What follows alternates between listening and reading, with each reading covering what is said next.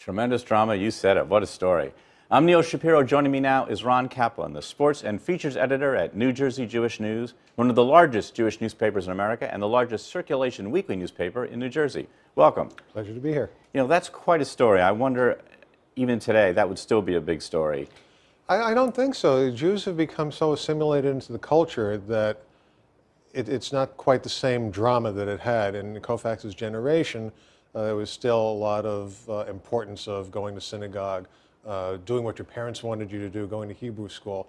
Nowadays, with intermarriage and whatnot, it's become less so. But every year, when Yom Kippur rolls around, it's still a question that's asked of the Jewish ball players. You know, that's a great point. Points like that are covered in the amazing premiums we have to people. I want to remind you, if you want to support us for your $75 contribution, you'll receive the DVD, Jews and Baseball, An American Love Story. When you contribute $90, you'll receive the hardcover book, The Way of Baseball, Finding Stillness at 95 Miles Per Hour by Sean Green.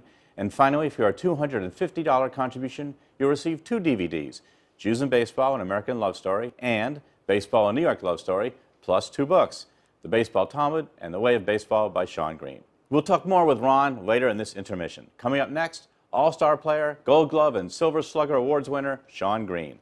But first, we'd like to remind you of the important role you play in keeping us on the air. Here's Denise Richardson with more. Baseball is a lot more than just a sport. It's statistics, it's strategy. It's a game that prompts us to reevaluate our own beliefs and reinforces our ethnic pride. It's a conduit for families to come together and celebrate the accomplishments of their home team, their community, and their family. Well, for nearly 50 years, 13 has been broadcasting programs that do all of the above through stories and histories of past generations for future ones to revisit, examine, and learn from. If you value our commitment to preserving the past as well as the work we do here all year round, then please take this moment to call the number on your screen or visit our website with your personal contribution right now. Let us know that you appreciate this compelling portrait of Jewish American contributions to our national pastime. We welcome any amount you wish to give, but when you go to our secure website, you can enter a bid to win an autographed baseball signed by Hall of Famer and 3-time Cy Young Award winner Sandy Koufax.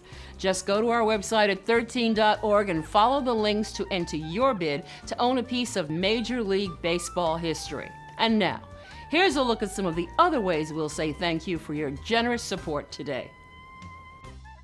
Contribute $75 and you'll receive Jews and Baseball, An American Love Story. For your $90 contribution, you'll have a choice of either the book, The Baseball Talmud, the definitive position-by-position ranking by Howard Megdal, or The Way of Baseball, Finding Stillness at 95 Miles Per Hour by Sean Green. For your $250 contribution, you'll receive 2 DVDs, Jews and Baseball, An American Love Story, and Baseball, A New York Love Story, plus 2 hardcover books, The Baseball Talmud and The Way of Baseball. Make that call or go online and join us. Thanks.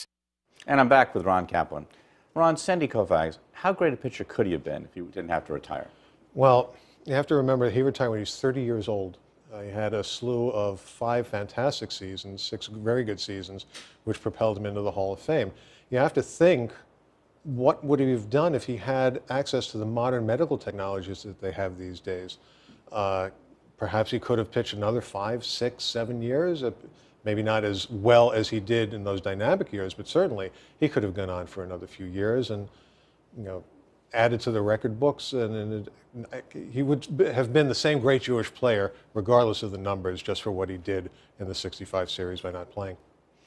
And do you think that I'm sure he did inspire lots of other Jewish players aspiring to play baseball as they grew up, that he was sort of a role model for them? The parents loved him because they were able to point to him, to their kids, and say, look at what this guy did. He honored his religion. He succeeded. There's no reason that of course, they were pushing for them to stick with the religion a little more. There's no reason you can't do both. So play your ball, but still get your education, go to school. Kevin Youkilis in the DVD talks about what it meant to him because they both went to the same University of Cincinnati and how important it was for him. And it certainly was a role model, and Sean Green was a role model for him since they both played on the Dodgers, and it was a lot for Sean Green to have to live up to. Do you think that's why I think Jews always love to hear, oh, he's Jewish, I didn't know that? We get such a thrill out of hearing that a ball player is Jewish just because we're so underrepresented. And going back to the Greenberg days where you weren't expected to be a Jew and a good athlete. All right, thank you so much. And now, as promised, here's our Rafael Piroman with an interview with Shawn Green. Two-time All-Star Shawn Green's memorable Major League career spanned 14 years with 4 teams: the Toronto Blue Jays, the Los Angeles Dodgers, the Arizona Diamondbacks, and the New York Mets. During those 14 years, he hit 328 home runs, drove in 1,071 RBIs, had a .282 lifetime batting average, and won both the Gold Glove and Silver Slugger awards.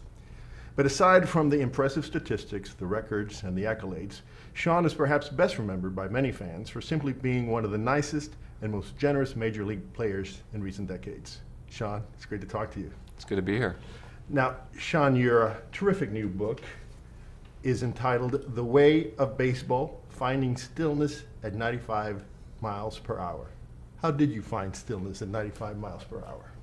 Well, for me, early in my career, I was being forced to try to become a pull hitter, and I was more of a hitter that used all the fields. And I was banned from the cage by the hitting coach in Toronto without his supervision, and so I went to the tee and I just started hitting off the tee every day because it was my only option. At the time, I was on the bench, and I was struggling to kind of find my full-time job, and I started to find at the tee it became this meditation for me. So, Shawn, you're obviously a spiritual person in an Eastern philosophical way, as you mentioned. Were you brought up in a religious home in an observant Jewish family?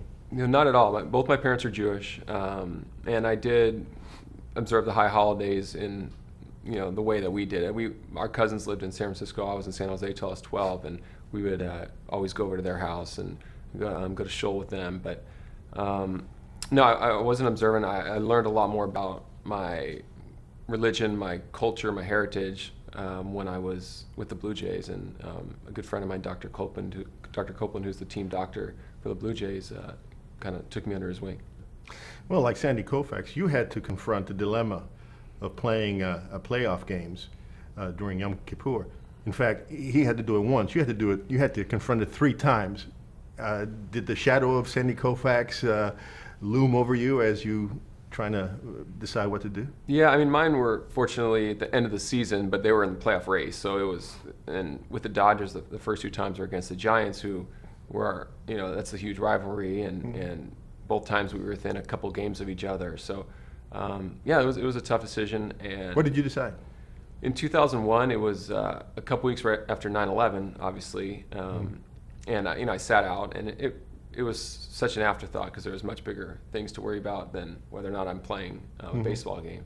But then 2004, there was 2 games because it was a night game and a day game, and they both intersected with the holiday. So it was a long decision. There was a lot of attention every day. They'd ask me, the media would say, "What are you going to do?" And I was kind of, well, I don't know. And a friend of mine gave me advice and said, "You got to do what's most consistent with your beliefs and not worry about anyone else." And for me, I felt like I did want to acknowledge the holiday, but I didn't, as a non-observant Jew, I didn't feel like it was appropriate to sit out both games. So I played the first game and sat out the second game, and actually I hit a home run, 2-run home run the first game, and we won by a run. So I guess it worked out.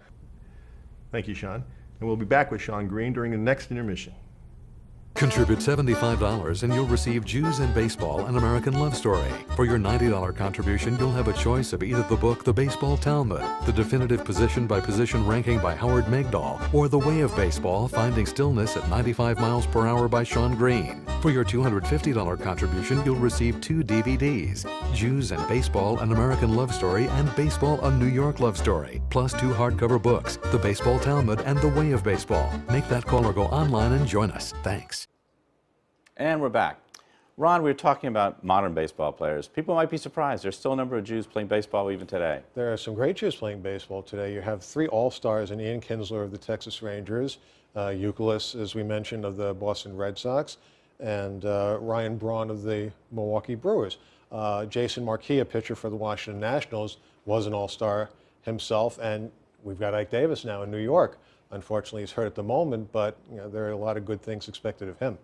Especially in New York, I remember reading that Shawn Green previously had said he was a free agent, leaving Toronto. He wanted to play in a place with a lot of Jews, and I said, come to the Yankees. He went to the Dodgers. But then he came to New York. He came to New York, and I think